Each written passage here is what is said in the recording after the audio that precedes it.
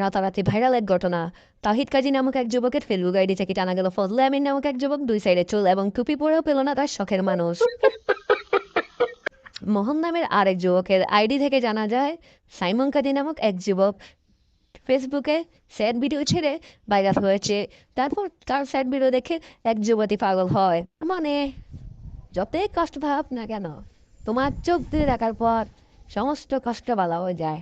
কিন্তু এই চোখ দেখাইতে একজন তুমি দরকার। Oh my God!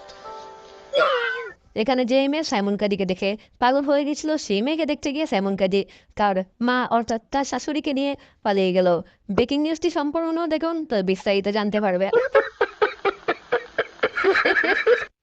পাত্রে দেখতে এসে হবু শাশুড়িকে নিয়ে পালালো জামাই। এসেছিল পাত্রী দেখতে, কিন্তু একই কাণ্ড, পাত্রীর বদলে পাত্রের মাকে পছন্দ হলো জামাইয়ের। হবু শাশুড়িও অবশ্য মনে মনে পছন্দ হয়ে গিয়েছিল জামাইকে। ব্যাস, আর কি, সমাজের ঘেরাটোপকে অমান্য করে হবু শাশুড়িকে নিয়ে পালিয়ে গেল